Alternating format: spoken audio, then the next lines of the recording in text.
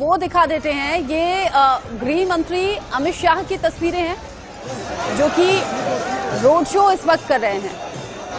गृह मंत्री अमित शाह तस्वीरों में दिख रहे हैं, जहां पर भारतीय जनता पार्टी के कैंडिडेट के लिए पक्ष में माहौल बनाते हुए नजर आ रहे हैं, क्योंकि आज एक तरफ तो फर्स्ट फेज के लिए वोटिंग चल रही है, लेकिन वहीं सेकंड फेज के लिए आज खुद गृह मंत्री अमित शाह गुजरात में हैं, प्रधानमंत्री नरेंद्र मोदी भी गुजरात में हैं। और ये फिलहाल सारण की तस्वीरें आप देख रहे हैं, जहां पर रोड शो के जरिए भारी हुजूम आपको दिख रहा है। भारी संख्या में लोग वहां पर पहुंचे हुए हैं। इसमें भारतीय जनता पार्टी के लोग भी हैं, साथ ही साथ जो आम लोग हैं वो भी इस रैली का हिस्सा बन रहे हैं। रोड शो एक तरीके से शक्ति प्रदर्शन भी कह सकते हैं, जहां पार्टियों में होड़ रहती है। शक्ति प्रदर्शन के जरिए ताकत को दिखाने की, सामने वाली पार्टी को यानी कि ओपोजिशन को एहसास दिलाने की कि कितनी भारी संख्या में लोगों का समर्थन मिल रहा है, लोगों का सपोर्ट मिल रहा है। इन्हीं तस्वीरों को हम देखेंगे और इन पर अरविंद सर मैं आपका रिएक्शन चाहूंगी। प्रधानमंत्री नरेंद्र मोदी ने मंच से कई बड़ी बातें कही हैं, लेकिन आज इन तस्वीरों को देखकर याद आता है, प्रधानमंत्री ने कहा था कि मैं चाहता हूं कि गुजरात की जनता जो है वो नरेंद्र के रिकॉर्ड को तोड़े और भूपेंद्र नया रिकॉर्ड बनाए।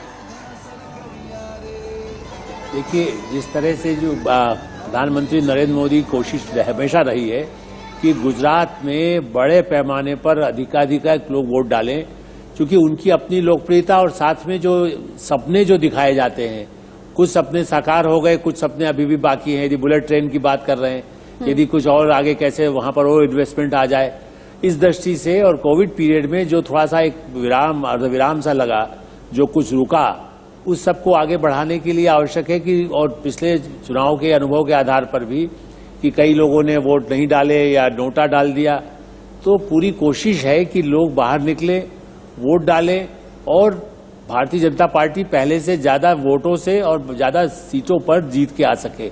ये कोशिश, इसीलिए आज देखिए प्रधानमंत्री जितना अभियान चला रहे हैं ये असामान्य है। और गृह मंत्री अमित शाह जो खुद ही हमेशा संगठन के आदमी रहे हैं, पन्ना प्रमुख का कंसेप्ट उनका रहा है, ऐसे में गली गली, आपको याद होगा उत्तर प्रदेश के चुनाव में भी मथुरा में वो जाकर घर घर पर्चा बांटने तक चले गए थे। तो ये पार्टी उस तरह की पार्टी है जहां शीर्ष पदों पर बैठे हुए लोग भी अपने उसी तरह से कार्यकर्ता की तरह काम करने को तैयार है। और मुझे तो ऐसा लगता है आलोक सर की बीजेपी तो इसलिए जानी ही जाती है, बीजेपी के बड़े चेहरे प्रधानमंत्री से लेकर केंद्रीय मंत्री, अलग अलग राज्यों के मुख्यमंत्री चुनाव में पूरी तरीके से उतर जाते हैं। ऐसा हमने अलग अलग राज्यों में इससे पहले भी देखा है।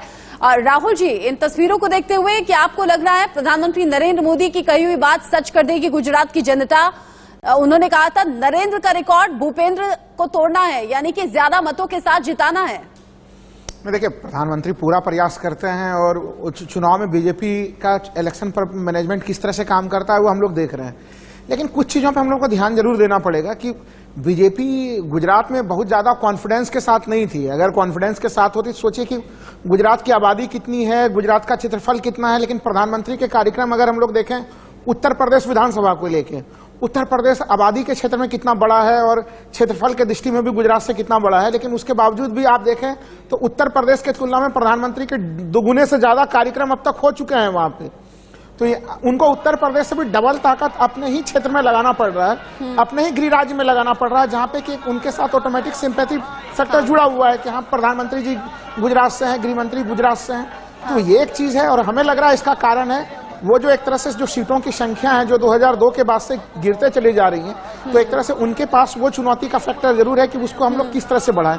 क्योंकि देखिए, इस चुनाव में हम लोग जब बातचीत करते हैं तो इसमें हम लोग को बहुत ध्यान रखना पड़ेगा कि ये चुनाव पिछले चुनाव से कुछ बदला हुआ भी है। आम आदमी पार्टी को लेकर कई तरह की चीजें कही जा रही हैं। क्योंकि मैं अभी देखिए, मैं अभी सूरत से होके आया हूँ, तो अलग अलग गुजरात के कुछ हिस्से में गया था, सूरत में उनकी उपस्थिति दर्ज हो रही है। लेकिन आम आदमी पार्टी एक तरह से शहरी क्षेत्रों में तो नजर आ रही है वो, लेकिन वो ग्रामीण क्षेत्र में नजर नहीं आ रही। और हम लोग अगर पिछले चुनाव को देखें तो शहरी क्षेत्रों पे भारतीय जनता पार्टी का पूरी तरह से पकड़ था। तो वैसे स्थिति में क्या आम आदमी पार्टी से नुकसान कांग्रेस को हो रहा है या फिर बीजेपी को हो रहा है? तो शहरी सिर्फ एक दूसरे का वोट काटने का काम करेंगे। अरविंद सर, आपको मेरी आवाज आ रही है? आ रही है। हाँ अरविंद जी, जिस तरीके से ये तस्वीरें सामने आ रही हैं, उत्साह तो पूरा है, लेकिन क्या आप भी राहुल जी की बात से सहमत हैं कि प्रधानमंत्री नरेंद्र मोदी से लेकर बड़े नेताओं तक, बड़े चेहरों तक अगर इतना दम लगाया जा रहा है तो इसके पीछे आम आदमी पार्टी एक वजह है? दो तीन चीज़ें हैं असल में। कैंपेनिंग में बीजेपी और ख़ासतौर से नरेंद्र मोदी के लीडरशिप वाली बीजेपी जिस तरह से प्रचार करती है, संसाधनों का इस्तेमाल करती है, अपने लोगों का इस्तेमाल करती है और खुद से प्रधानमंत्री से लेके निचले स्तर का कार्यकर्ता जिस जुनून से काम करता है, वो बाकी लोगों के लिए एक तरह से आदर्श बनना चाहिए कि अगर चुनाव लड़ना है तो ऑल आउट इसी तरह जाना चाहिए। लेकिन ये भी एक सच्चाई है अपनी जगह और मेरे ख्याल इसमें उनकी नकल आप ही करती है और अरविंद केजरीवाल करते हैं। उनके यहाँ भी इस तरह की तैयारी दिखाई देती है और गुजरात में भी उन्होंने शुरुआत कांग्रेस से पहले की, इसीलिए हम सब लोग आज आपकी चर्चा कर रहे हैं, जबकि आपका संगठन का आधार अभी बड़ा नहीं है, गाँवों में आधार नहीं है, सामाजिक आधार वहाँ बड़ा नहीं है।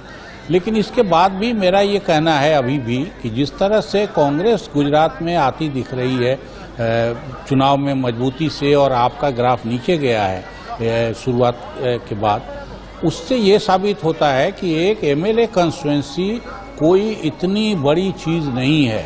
20 से 25 पंचायत उसमें होते हैं, तो कोई इतनी बड़ी चीज़ नहीं है कि कोई सामान्य कार्यकर्ता काम कर रहा हो 5 बरस अगर इलाके में समाज के मुद्दों पे खड़ा रहता हो तो उसको बहुत ज़्यादा संसाधनों की ज़रूरत पड़ेगी, उसको नरेंद्र मोदी को अपने घर बुलाने की या अपने कंस्टिट्यूंसी बुलाने की ज़रूरत होगी, उसको गुजरात के गौरव से जोड़ने की ज़रूरत पड़ेगी।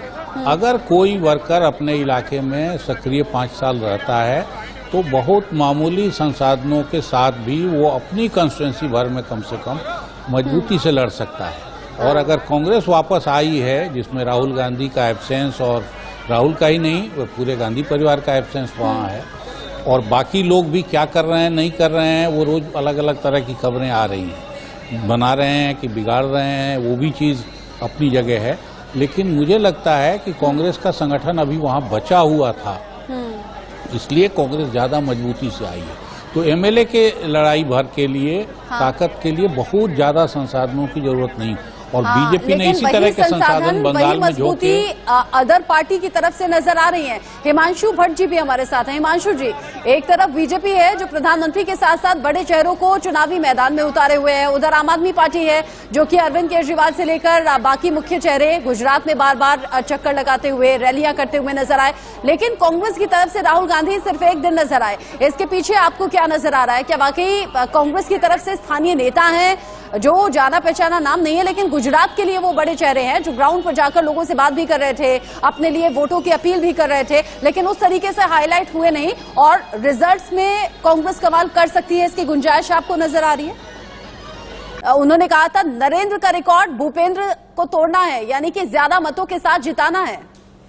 देखिए, प्रधानमंत्री पूरा प्रयास करते हैं और चुनाव में बीजेपी का इलेक्शन पर मैनेजमेंट किस तरह से काम करता है वो हम लोग देख रहे हैं। लेकिन कुछ चीज़ों पे हम लोग को ध्यान जरूर देना पड़ेगा कि बीजेपी गुजरात में बहुत ज़्यादा कॉन्फिडेंस के साथ नहीं थी। अगर कॉन्फिडेंस के साथ होती तो सोचिए कि गुजरात की आबादी कितनी है, गुजरात का क्षेत्रफल कितना है, लेकिन प्रधानमंत्री के कार्यक्रम अगर हम लोग देखें उत्तर प्रदेश विधानसभा को लेके, उत्तर प्रदेश आबादी के क्षेत्र में कितना बड़ा है और क्षेत्रफल के दृष्टि में भी गुजरात से कितना बड़ा है, लेकिन उसके बावजूद भी आप देखें तो उत्तर प्रदेश के तुलना में प्रधानमंत्री के दोगुने से ज्यादा कार्यक्रम अब तक हो चुके हैं वहां पे। तो उनको उत्तर प्रदेश से भी डबल ताकत अपने ही क्षेत्र में लगाना पड़ रहा है, अपने ही गृह राज्य में लगाना पड़ रहा है, जहां पे कि उनके साथ ऑटोमेटिक सिंपैथी फैक्टर जुड़ा हुआ है कि हाँ प्रधानमंत्री जी गुजरात से हैं, गृह मंत्री गुजरात से हैं। तो ये एक चीज है और हमें लग रहा है इसका कारण है वो जो एक तरह से जो सीटों की संख्या है जो 2002 के बाद से गिरते चली जा रही है, तो एक तरह से उनके पास वो चुनौती का फैक्टर जरूर है कि उसको हम लोग किस तरह से बढ़ाएं। क्योंकि देखिए इस चुनाव में हम लोग जब बातचीत करते हैं तो इसमें हम लोग को बहुत ध्यान रखना पड़ेगा कि ये चुनाव पिछले चुनाव से कुछ बदला हुआ भी है। हाँ। आम आदमी पार्टी को लेकर कई तरह की चीजें कही जा रही हैं। क्योंकि मैं अभी देखिए मैं अभी सूरत से होके आया हूँ, तो अलग अलग गुजरात के कुछ हिस्से में गया था, सूरत में उनकी उपस्थिति दर्ज हो रही है। लेकिन आम आदमी पार्टी एक तरह से शहरी क्षेत्रों में तो नजर आ रही है वो, लेकिन वो ग्रामीण क्षेत्र में नजर नहीं आ रही। और हम लोग अगर पिछले चुनाव को देखें तो शहरी क्षेत्रों पे भारतीय जनता पार्टी का पूरी तरह से पकड़ था। हाँ। तो वैसे स्थिति में क्या आम आदमी पार्टी से नुकसान कांग्रेस को हो रहा है या फिर बीजेपी को हो रहा है? तो शहरी सिर्फ एक दूसरे का वोट काटने का काम करेंगे। अरविंद सर, आपको मेरी आवाज आ रही है? आ रही है। हाँ अरविंद जी, जिस तरीके से ये तस्वीरें सामने आ रही हैं, उत्साह तो पूरा है, लेकिन क्या आप भी राहुल जी की बात से सहमत हैं कि प्रधानमंत्री नरेंद्र मोदी से लेकर बड़े नेताओं तक, बड़े चेहरों तक अगर इतना दम लगाया जा रहा है तो इसके पीछे आम आदमी पार्टी एक वजह है? दो तीन चीज़ें हैं असल में। कैंपेनिंग में बीजेपी और ख़ासतौर से नरेंद्र मोदी के लीडरशिप वाली बीजेपी जिस तरह से प्रचार करती है, संसाधनों का इस्तेमाल करती है, अपने लोगों का इस्तेमाल करती है और खुद से प्रधानमंत्री से लेके निचले स्तर का कार्यकर्ता जिस जुनून से काम करता है, वो बाकी लोगों के लिए एक तरह से आदर्श बनना चाहिए कि अगर चुनाव लड़ना है तो ऑल आउट इसी तरह जाना चाहिए।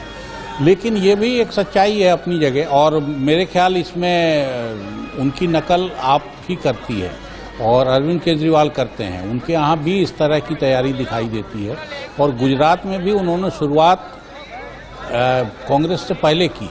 इसीलिए हम सब लोग आज आपकी चर्चा कर रहे हैं, जबकि आपका संगठन का आधार अभी बड़ा नहीं है, गाँवों में आधार नहीं है, सामाजिक आधार वहाँ बड़ा नहीं है। लेकिन इसके बाद भी मेरा ये कहना है अभी भी कि जिस तरह से कांग्रेस गुजरात में आती दिख रही है चुनाव में मजबूती से और आपका ग्राफ नीचे गया है शुरुआत के बाद, उससे ये साबित होता है कि एक एमएलए कंस्टिट्यूएंसी कोई इतनी बड़ी चीज़ नहीं है। 20 से 25 पंचायत उसमें होते हैं, तो कोई इतनी बड़ी चीज़ नहीं है कि कोई सामान्य कार्यकर्ता काम कर रहा हो 5 बरस अगर इलाके में समाज के मुद्दों पे खड़ा रहता हो तो उसको बहुत ज़्यादा संसाधनों की ज़रूरत पड़ेगी। उसको नरेंद्र मोदी को अपने घर बुलाने की या अपने कंस्टिट्यूंसी बुलाने की ज़रूरत होगी, उसको गुजरात के गौरव से जोड़ने की ज़रूरत पड़ेगी।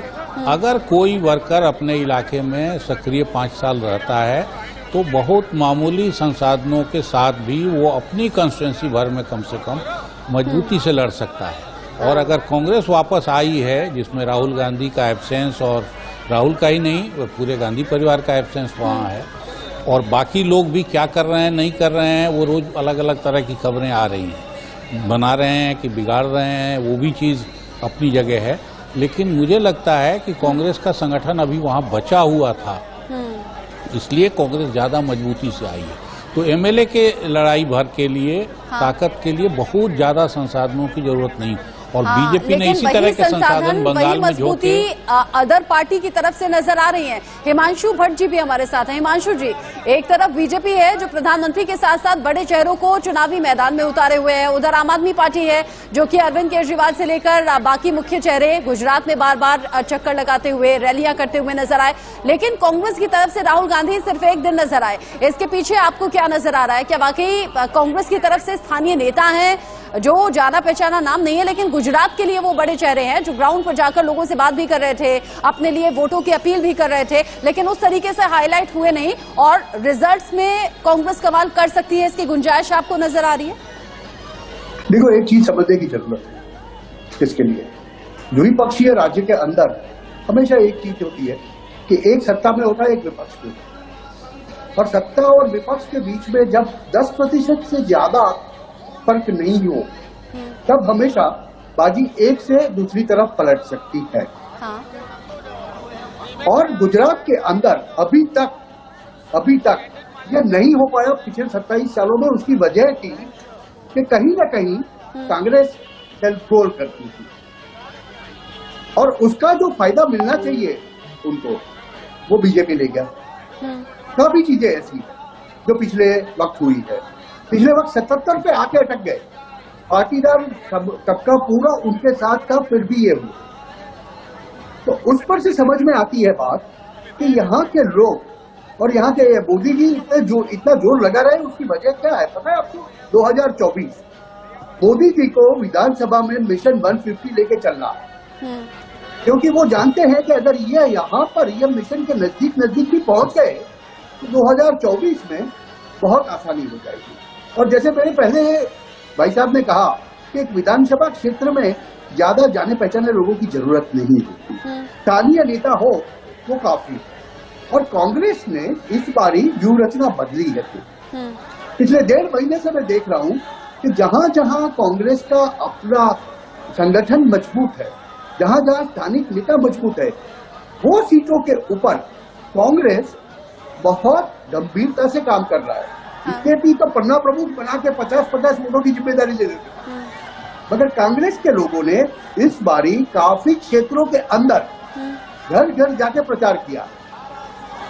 अभी जहां आपकी बात करें तो वो एक नई एंटिटी है गुजरात के लिए, और वो भी आए हैं अभी नए तरीके से। सोशल मीडिया पे बम्बार्डमेंट करते हैं।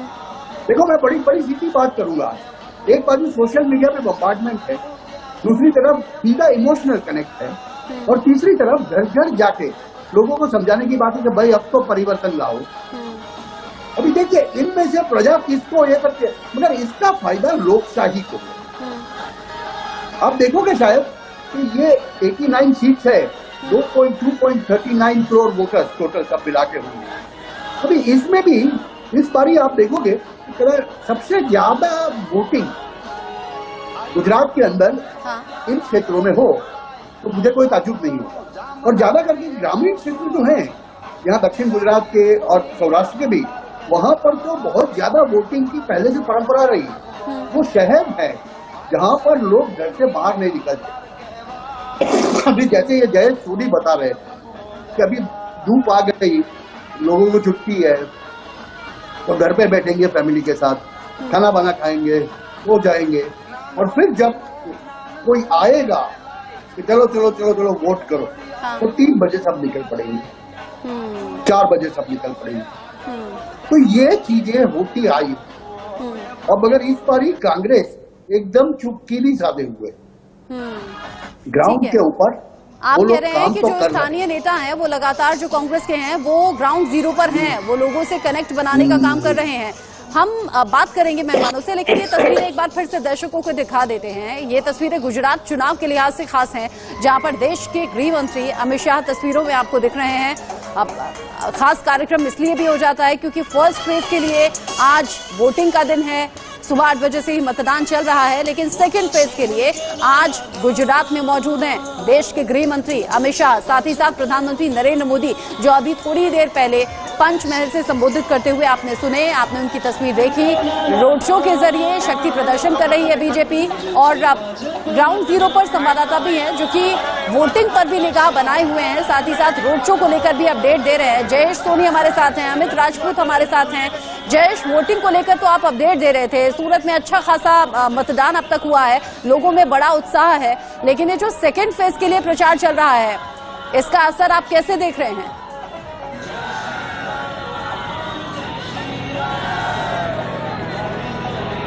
जयेश। हाँ जी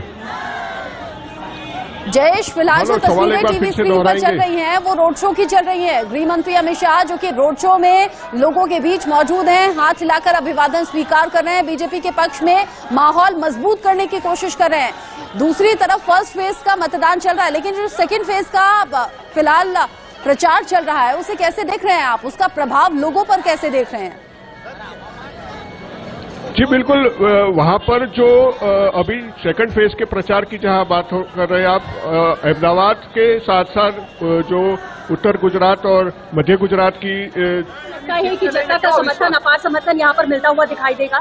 बिल्कुल बिल्कुल, क्योंकि लोगों में बहुत ही खुशी है। जैसे मैंने कहा कि लोग एकदम उत्साही है। इस बार एक यूथ भी इसमें शामिल हो रहा है, तो उनको भी एक कहीं ना कहीं उम्मीद है कि रिवाबा आएगी तो अच्छा काम करेगी जामनगर के लिए, और जामनगर की कोई जो भी अंडर डेवलप एरियाज है, जो भी लोगों की उम्मीद है उस पर खरी उतरेगी। आपने अपना मताधिकार रोक कर क्या बताएंगे? नहीं, अभी मैं जाऊंगा, अभी मैं जस्ट उठा हूँ तो बस अभी जा रहा हूँ।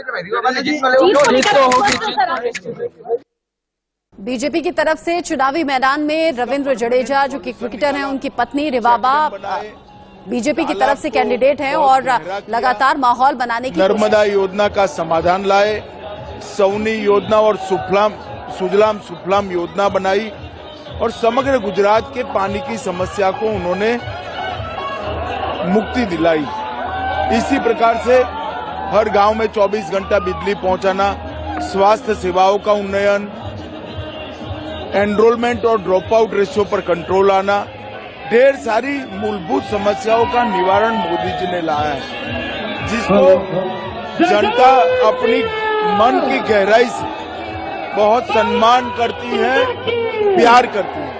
इसके कारण सातत्यपूर्ण तरीके से हमेशा भाजपा को वोट मिलते हैं। अब हमेशा सुरक्षा की बात करते हैं, महिला सुरक्षा की बात करते हैं, तो जो एंटी रेडिकल सेल है अमित भाई, उसको लाने की क्या जरूरत पड़ी इस टाइम? देखिए, ये प्रोएक्टिव स्टेप है।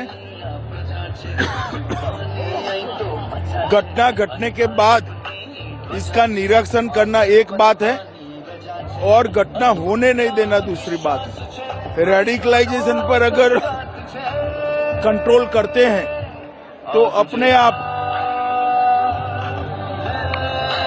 जो दंगे हैं उन पर और टेररिज्म पर कंट्रोल आया जाएगा। आप हमेशा बात करते हैं, मोदी मॉडल की बात करते हैं देश भर में। आपको क्या लगता है कि 2017 से अभी भी नहीं उभरी कांग्रेस, अभी भी अपशब्द यूज करती है प्रधानमंत्री के लिए, रावण की सब यूज करती है? देखिए, जितनी भी बार गुजरात में प्रधानमंत्री जी के खिलाफ कांग्रेस ने अपशब्द उपयोग किया, उतनी बार हर बार गुजरात की जनता ने बैलेट बॉक्स के अंदर जवाब दिया। इस बार भी इसका जवाब, मोदी जी के अपमान का जवाब गुजरात की जनता जरूर देगी। मैं यही कहूंगा कि विकास के समर्थन में ज्यादा से ज्यादा वोट करें और लोकतंत्र के उत्सव के अंदर हिस्सा लें। हो गया ना? गृह मंत्री अमित शाह को आपने सुना, जो कह रहे थे कि ज्यादा से ज्यादा मतों से बीजेपी कैंडिडेट्स को जिताना है और बीजेपी को क्यों चुनना है। बाकी अदर पार्टीज पर निशाना साधते हुए भी गृह मंत्री अमित शाह नजर आए। ये तस्वीरें लगातार चल रही हैं, साथ ही इन पर बात भी हम कर रहे हैं। आलोक सर, आपने सुना, इस रैली में जय श्री राम के नारे लगे हैं, भारत माता की जय के नारे लगे हैं। गुजरात में भी जय श्री राम हो रहा है और जैसे बीजेपी अपने पक्ष में लोगों से वोट डालने की अपील करती हुई नजर आ रही है। आपको लग रहा है कि बीजेपी को फायदा होगा? जिस तरीके से पहले फाइट मानी जाती थी बीजेपी और कांग्रेस में, लेकिन कांग्रेस कह रहे हैं कि अपने शब्दों की वजह से नुकसान उठाना पड़ सकता है। पीएम को लेकर जो शब्द कहे, ये इमोशनली हर्ट करने वाली बात गुजरात की जनता के लिए हो सकती है। बिल्कुल रचना, जिस तरह से भावुक वहाँ की गुजरात की जनता एक धर्मप्राण जनता है, तो जैसे आपने कहा कि जय श्री राम का नारा लगाएं, बल्कि यात्रा नरेंद्र मोदी जी का सारा चुनाव अभियान राजनीति में भी उससे पहले सोमनाथ की जो यात्रा थी अयोध्या तक, जिस नारे को लेकर के वो आगे बढ़े और उसके बाद लगातार बढ़ते चले गए। इसलिए और आज उसी एरिया में आज देखिए वहाँ भी वोट परसेंट इस समय बहुत अच्छा है, यानी 25% से ऊपर हो गया है सोमनाथ उस एरिया में, द्वारका में भी। तो वहाँ के जो लोग हैं उनके मन में एक जो विकास हुआ है, देखिए मैं गया हूँ सोमनाथ द्वारका में, ऐसी स्थिति थी कि बिल्कुल लगता था जीर्ण शीर्ण पड़ा हुआ है, बने 72-73 में। आज 40 साल बाद उसका कितना कायाकल्प हो गया है और जिस तरह से उसमें बदलाव आए हैं, सड़कें बनी हैं, चाहे हवाई जहाज चलने लगे हैं, लोग वहाँ पहुँचने के लिए कहीं से भी दुनिया के लोग आने लगे। तो इस तरह के विकास को लेकर के जो होता है भावनात्मक, और आपने ठीक कहा, गाड़ी इससे पहले भी हम चर्चा कर चुके कि कांग्रेस के अध्यक्ष देखिए इंदिरा गांधी, शंकर दयाल शर्मा, जगजीवन राम ऐसे अध्यक्ष रहे, तब भी ऐसी भाषा का उपयोग उस पद पर है। छोटे छोटे लोग प्रवक्ता बोल देता है या कोई बोलता है, समझ में आता है। खरगे जी ने या मिस्त्री ने जिस तरह की बातें भाषा का उपयोग किया, ये लोगों को हर्ट करता है। उनके बड़े कांग्रेस के लोग हैं, उनको भी हर्ट करेगा। गुजरात से कनेक्शन है प्रधानमंत्री नरेंद्र मोदी का, और सबसे बड़ी बात कि देश के प्राइम मिनिस्टर हैं, प्रधानमंत्री हैं नरेंद्र मोदी, और उन्हें लेकर इस तरह के शब्द नुकसान कांग्रेस के लिए हो सकते हैं। और जो प्रधानमंत्री नरेंद्र मोदी का चिर परिचित अंदाज है, जब जब उन्हें इस तरह के शब्द बोले जाते हैं, उल्टे सीधे तरीके से उन्हें पुकारा जाता है, तो उन्हीं शब्दों को अपनी मजबूती बनाकर वो मंच से बोलते हैं। आज फिर ऐसा ही कहा है और रावण वाले शब्द पर एक बार फिर से कांग्रेस को घेरा है प्रधानमंत्री नरेंद्र मोदी।